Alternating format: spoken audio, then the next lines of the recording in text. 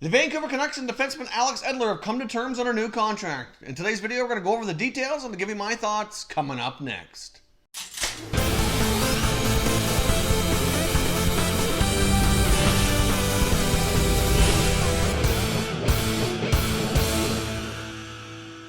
Welcome back here to Top Shelf Hockey. We have more breaking news, this time out of Vancouver. They've come to terms on a new contract agreement with veteran defenseman Alex Edler. Now, throughout their negotiations here on a new deal, there's certainly been a lot of ups and downs. At one point, it was looking pretty well that Edler was likely going to be leaving, that they just could not overcome certain parts of the negotiation process, mostly being the term. Edler was really looking for 3 years or more, and I think in the beginning at least, the Canucks were unwilling to go there. They didn't want to have to protect him for the upcoming Seattle expansion draft or risk losing one of their younger defenders. And that seemed to be a fair bit of the sticking point. I don't think there was a whole lot of issue around the amount of money. I think it was more around the terms and having a no trade clause or no move clause in there as well, because he had one in his previous contract. And obviously he wanted that security to know that he couldn't be moved or get claimed by another team without having to consent to it. So obviously they've overcome all of that and they've come to terms here on a contract that works for both sides. The Canucks and Edler settle on a 2-year deal, paying him an average annual value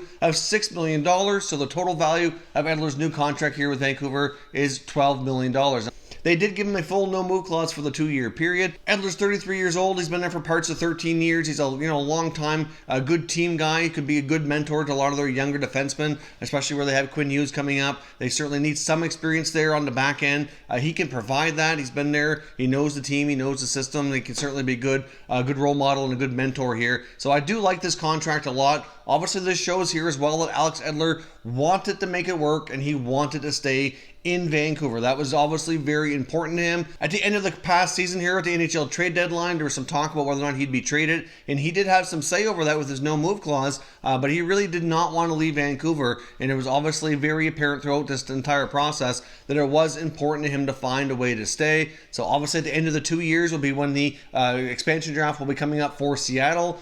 He'll be a pending unrestricted free agent at that point, and I guess they can kind of reevaluate where things are at with him, if he's going to keep playing, and if so, what a new deal might look at beyond that. But for right now, he gets $6 million per year for 2 years, a no-move clause. They get to keep their veteran blue liner and see where things go from there. Obviously, this could have other implications as well, because we've heard a ton of rumors around the Canucks. As we know, the draft here goes tomorrow night. Vancouver's hosting, plus the Canucks are certainly in a position where they want to make their team better. So with everything going on with the team and the fact that they're hosting the draft, there's a lot of talk that Jim Benning's going to try to make a bit of a splash here at the draft, and we might see them make a significant trade. They've been linked to numerous defensemen trying to upgrade that blue line via free agency or via trade.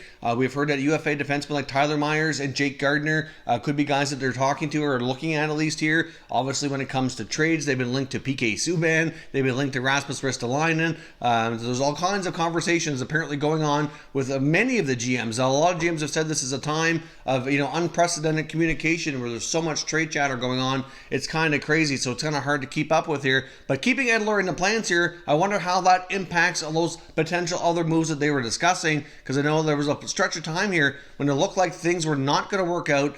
Edler would be leaving, so not only were they looking to retool the blue line that they likely would have done anyway, but they were going to have to replace him as well. So it certainly could have other implications and other moves, and other rumors that we've been hearing might now fall by the wayside. So I guess we will wait and see here. We're not far away from the draft. I do expect the Canucks to be busy, and I'll certainly be very curious to see what other moves they make to make this team better and try to fight for a playoff spot, hopefully as early as this coming season. Of course, as always, I want to hear your thoughts and opinions on this Edler contract. What do you think of it? Do you think this is a fair contract? Do you think the terms are good for the team and the player here? Leave me your thoughts in the comments and we'll continue the conversation. If you're new to the channel, I hope you consider subscribing. We cover all 31 NHL teams, and there's plenty of content here for all hockey fans to enjoy, so stay tuned. There'll be plenty more content coming over the coming days. We're in store for a very, very busy NHL trade and free agent season over the next few weeks, so stay tuned for all kinds of content coming soon. Thank you for watching, and I will catch you next time.